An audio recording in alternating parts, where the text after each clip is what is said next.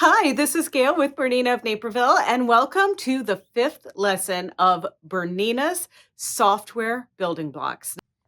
Now, this is a really cool program designed and put on by Bernina of America. The videos that Bernina produces are spearheaded by Debbie Lashbrook, and you can find those videos on the Bernina Skill Hub. Now, no worries if you signed up with Bernina of Naperville. I've given you your special access code and login instructions and all of those things to be able to watch those videos the same as I watched them, and then get the knowledge that you need from Debbie to then do a project that we make that incorporates some of the things you learned this lesson. So the topic this month is reverse applique. And there's several different ways that Debbie's going to take you through. You actually get 4 lessons in it, but then we're going to take that and I'm going to show you how to stitch it out, because stitching it out is a little tricky, and I thought that warranted doing our lesson this month. So I also wanted to take you through a little bit easier time of it, because I'm actually using a pre-designed reverse applique piece. It's actually from the OESD notebook covers, reversible applique notebook covers that you see right there. And I kind of split the design apart to create an all-over design that I'm showing you how to do this month. But this is an inspiration piece that we created during one of our clubs. And I just thought this was really cool. And it also reminds me a lot of the Alabama Stitch lady, Natalie Channon, and her stuff is just gorgeous. And if you ever have an opportunity, check out that website. You can buy apparel, you can get sewing kits, you can do all kinds of stuff. It's really fun. So let's see how to put our spin on that. Okay, so if you're participating already with our Building Blocks program, you know the drill. You get the information from Bernina that we send out, but then there's also a Bernina of Naperville element, and that is what we're looking at right now, that presentation deck, where we have our special project. So our video, you will also have a link to that. You're watching it now, of course. But if you forget where it is in this presentation deck, it's going to be on the second page. You click here and you can watch our tutorial.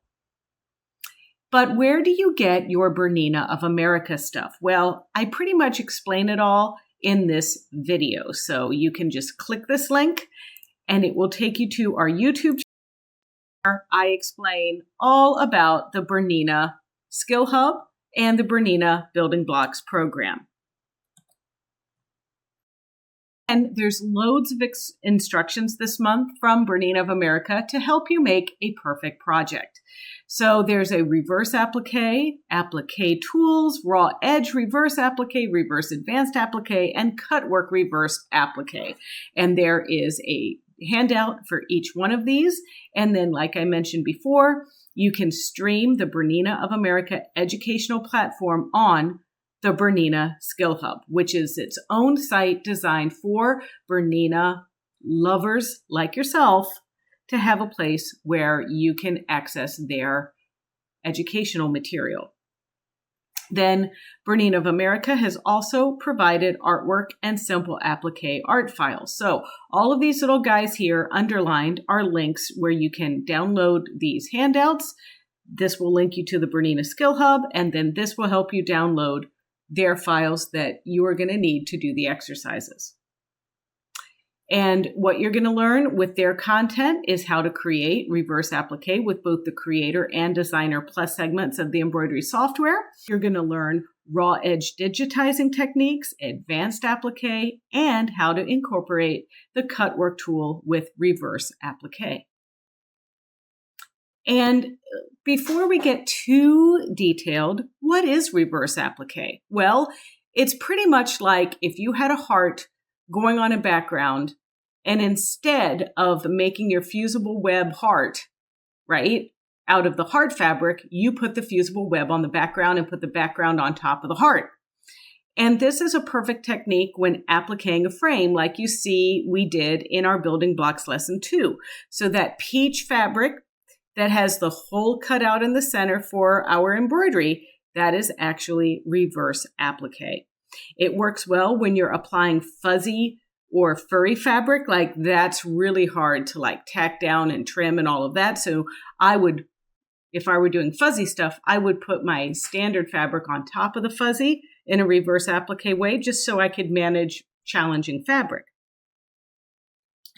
Another option that's perfect is when you are appliquing an item that is lighter than the background fabric, because reversing it prevents a shadow of the seam showing through. So, and then there's many, many other examples that you might think of as we go through these steps. So our Bernina of Naperville practical lesson is we focused on stitching out a reversible applique design, creating an all-over design suitable for a throw pillow or a blanket.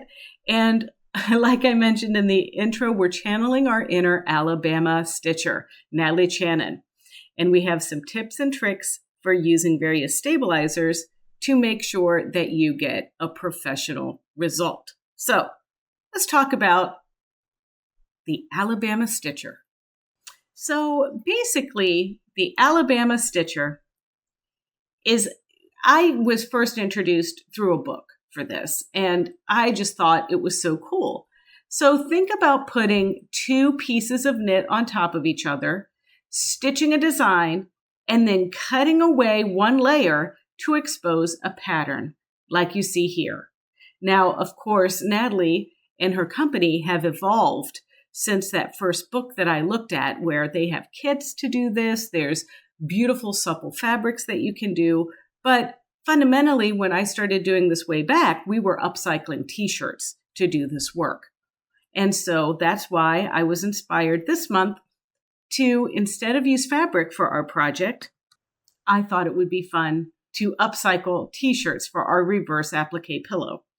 So you're going to need one piece each from two coordinating knits measuring about 13 by 19 inches, because that's what I can get out of a t-shirt that I have like in my drawer, right? But that gives me two pieces. And once again, once these are washed and we get all that water soluble stabilizer that we're going to use out of there, we're looking more like 12 by 18 inches, which is the size of a small pillow. We're using Badge Master water soluble stabilizer and Stitch 2O stabilizer topper, as well as our main stabilizer is Aqua Mesh water soluble stabilizer. So these t-shirts, I hope that you've pre-washed them ahead of time, because we are going to wash this stuff in the machine with detergent, and we don't care. We're just going to wash it. I'm using the perfect quilting thread, even though this is an embroidery design, in the top and bottom, because I just thought it would look really pretty. It has a nice matte sheen like my t-shirts, and I just really wanted something very organic looking. And then you're also going to need some very sharp serrated curved scissors. I use the Perfect Scissors from Karen K. Buckley for this, because ultimately we are going to have to trim specifically some of our pieces away. Now, you can use the designs that you created in the Building Blocks program. That's totally fine. But I just fell in love with these designs from OESD from their Reverse Applique Notebooks collection. And you can just click on this link right here and you can find that design. And I used design number 5, which are these little leaves right here. So if you are so inclined, this is a really fun project. But also, please, this is a software course where you're going to digitize your own thing. So digitize your own thing if that makes you happy. So let's prep this design and get it ready to go to the machine. So here's our reverse applique notebook cover. And the first thing that we want to do is we want to make sure that it's ungrouped, and it is. And I'm using color film over here on the right-hand side to get rid of color number 1. I'm holding down my control key, color number 2, color number 6, 8, and 9. And then I'm just hitting delete on my keyboard. And these are the designs that I want. Now I'm going to select them, and I want to fill an area that's going to be approximately 13 by 19, something like that. So I'm going to start that by going to my Mirror Merge toolbox drawer, and I'm going to pick Array. I also want to make sure that I have 3 columns and 3 rows. And that shows up once you pick array, it shows up here at the top of your toolbox drawers like that. And then I can use my mouse to kind of configure how I want these lined up together. And I think that looks pretty good. I left click to set it.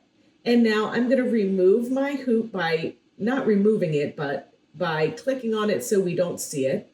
And I want to view all. So to me, it looks a little bit like I have a gaping hole right here. So I want to fix that. So I'm going to use polygon select. And I just want to select one of my little leaves here. And I think I'm going to pick this one right here. And I'm using polygon select because it lets me cut it out, but not like remove stuff that isn't, like weird things. So let's hit enter and let's view this. And you can see here, as I was able to cut around it, it didn't get that little flourish there. So polygon select allows me to grab everything within that perimeter, but if I don't grab the whole entirety of something, it won't take a piece of it. So that's a really important thing. So now I want to right click and drag, and that makes a copy. And I'm just going to kind of rotate this until it fills my hole. And now I'm going to right click and drag, right click and drag, and right click and drag. Now that looks like my piece is completely covered, and that makes me happy, and I like it, and everything is good. So what we're going to do is we want to make sure that all the colors stitch together. So I'm going to select all, Control A on my keyboard, and I'm going to go to Arrange, Sequence by Color, and say OK. And now after it thinks for a minute, you can see that our whole entire design is selected. Now, let's bring back my giant hoop. And I want to view this to hoop. And we can also see that I don't need to actually stitch out this whole thing. Okay. I just want this piece right here. So I can use that polygon select tool again, but this time I'm going to use it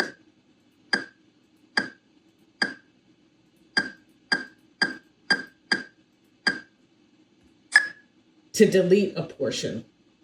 And now this is my hooping. Now I'm going to investigate my first stitch. If I look at this, my first stitch, let's get out of true view. My first stitch is actually the inside. So now for color number 1, I'm selecting all and I'm right clicking and I'm going to object properties. And instead of the stitch being triple, I want it to be single. And I want my stitch length to be 6.5. And I want the variable run length turned off. And then I want to say, okay. If I turn back true view, you can see that now that peachy color, that medium peachy color, has turned to a longer basting stitch. So this is going to stitch down, and this is going to be kind of my cutting line as well as a basting stitch. And then if we zoom in, we can see that our others outlines were not affected. I definitely want this one to be a triple stitch, the ones inside to be a triple stitch, and all of those good things. So this looks pretty good to me. So I think we're ready to send this over to our machine. So in this slide, you can see my design here, right? Everything in dark is what needs to be stitched. And the thing that's in color is the active embroidery design. And so this is going to be a 3 hooping design on almost any large capacity hoop Bernina that you have, whether it's a 7 series through the 9 series. And we're going to need to prepare our fabric, and we're going to need to do a little bit of work. But I'm using the Bernina 990 this month, and I'm going to be making use of this giant hoop, the scanning function, and the laser pointer. So why don't we go over and have a look at the prep? So we're going to start out with just simply hooping 1 layer of aqua mesh stabilizer in our hoop. And in this case, I'm using the giant hoop, like I said, with my 990, and I've got the 20-inch wide aqua mesh that I'm going to be hooping. And we'll need 3 pieces of this for the giant hoop because we need a piece per each hooping, and we're doing 3 hoopings. And just a little bit of housekeeping. Always remember to not over tighten your ratchet on your large hoops with the ratchet on them like that. And now we're going to prep our knit. And so the base is going to be the piece that shows through after we trim our pieces away. So that's my light color knit. And I have cut a piece for all 3 hoopings, but my badge master, and this is the heavier water soluble stuff that kind of feels like vinyl, I'm going to need 2 pieces of this because I'm really sandwiching this in between my light knit and my outer knit, or inner knit and outer knit. And I'm placing this on top. It can overlap just a little bit because at the end of the day, this is going to be washed away.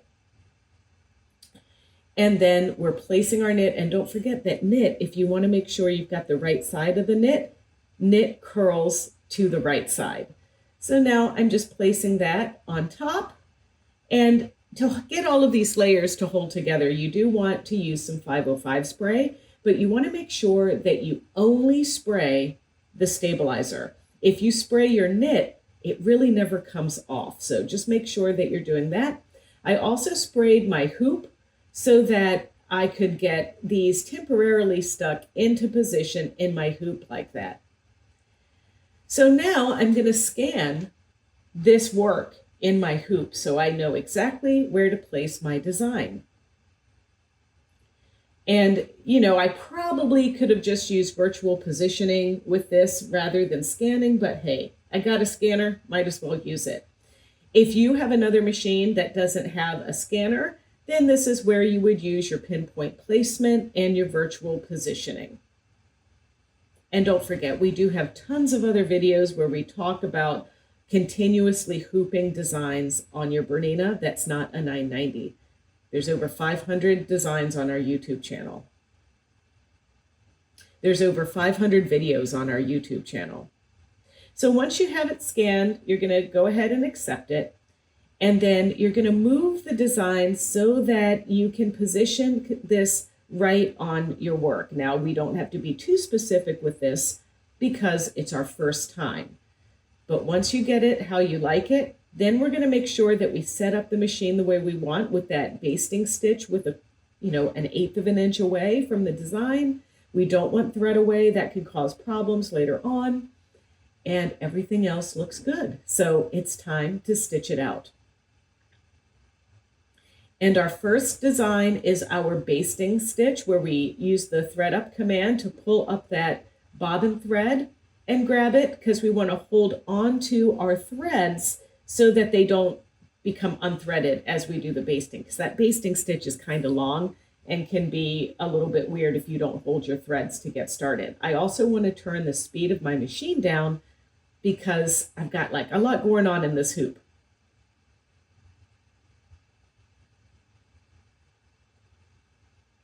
Once that basting is complete, we're going to be stitching down our other basting, which is also a guideline for where we're going to do our trimming for our reverse applique. And these stitches will eventually be picked out.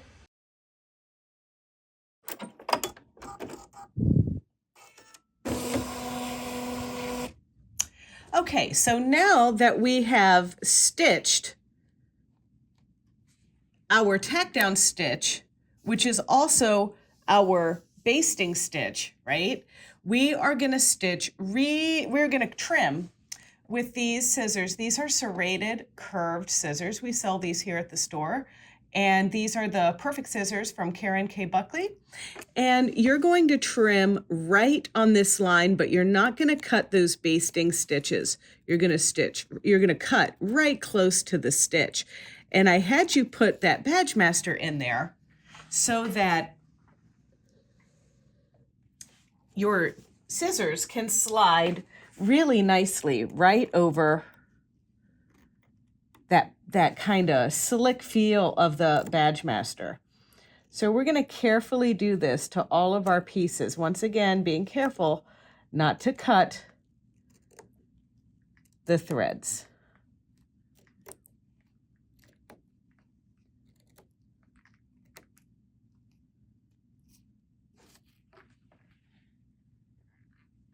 So after we trim, I have 505 sprayed the back of the Stitch 2.0 topper, and I'm just placing it on top of these holes so that it holds everything in place and my foot won't get stuck under these openings. And now we're going to stitch color number 3, because we had our basting, then we had our tack down, and now we have our outline of our designs.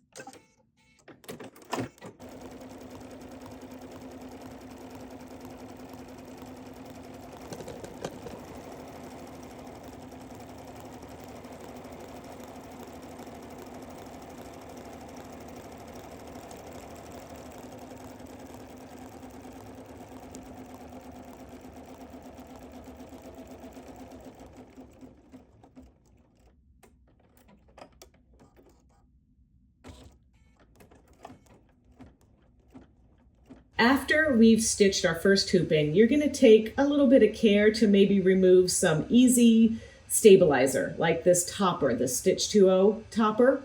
But then we can take it out of the hoop. We can pull that perimeter basting stitch away.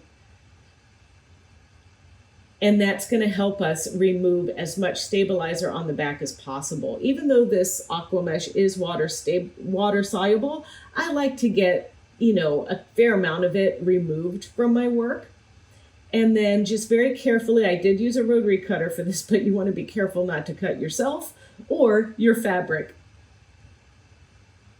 And then after we get that kind of trimmed away, we're going to rehoop again. So that means that we take another piece of our aqua mesh that's been cut the length of our giant hoop.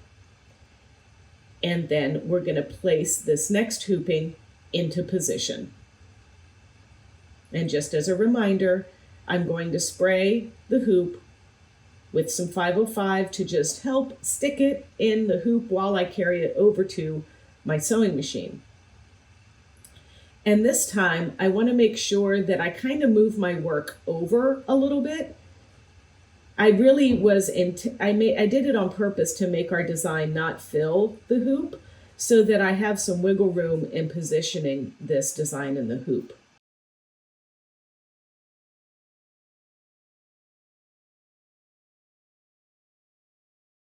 Once you get everything the way that you like it, it's time to rinse and repeat. So the first thing I'm going to do is scan.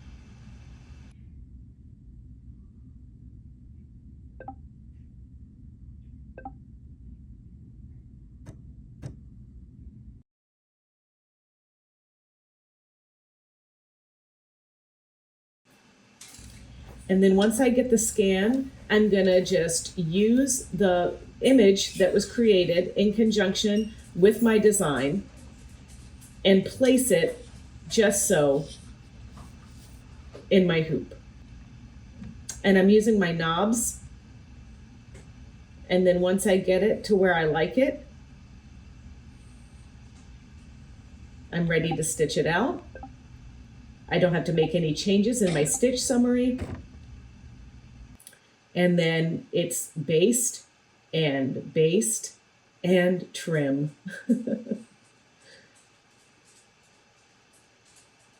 And then once again, we're going to place our Stitch 2.0 on top so our foot doesn't get stuck under. And now we will just complete our second hooping.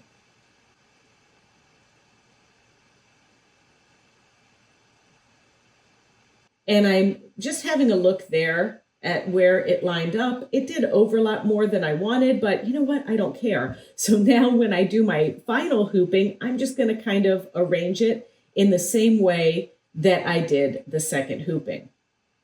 So once again, trimming off a little bit of the bulk, getting my work out of the hoop, trimming my extra stabilizer off, and rehooping. And now this time I just place that end in. I'm going to scan, all of those good things. But now I want to do virtual positioning because I want to make sure that I align this design up the way it's stitched out in the second hooping. So I'm going to get it kind of close, just there. And then I'm going to go into my edit crayon and I'm going to scroll down to position and choose virtual positioning. And now this is where I can touch the design at any point where I want that needle to land. I can turn on my laser and then move, using my multifunction knobs, my needle to where it's going to start just right. And my design kind of ended up touching that flower, just like they were holding hands or whatever. And so I'm going to line it up just like that, just so it looks like the other side. And then I'm going to check on the other one and make sure that looks good. And then in some other spots, just to, make sure everything was straight and it looks great and I'm happy. So now I do want to use some tearaway tape there, stabilizer tape, and tape down the edge of my knit just so I don't have an accident. And now I'm going to complete my basting and complete my third hooping. And, something like this, I kind of also arranged it so that it didn't have to be perfectly accurate in the hoop, because if you were going to do this with a all over design that's a blanket size, you are going to make some mistakes. So it's good to kind of pick something where if it doesn't line up perfectly, you're in the clear. So I'm just trimming this up. This is still 13 inches by 19 inches, but see all of that shiny stabilizer, all of that stuff, that's going to need to be washed out. So I'm going to toss this in the washing machine just with my darks. And then I will have my pillow insert. I also take some time at this point while the stabilizer's on to remove the basting stitches from where I trimmed.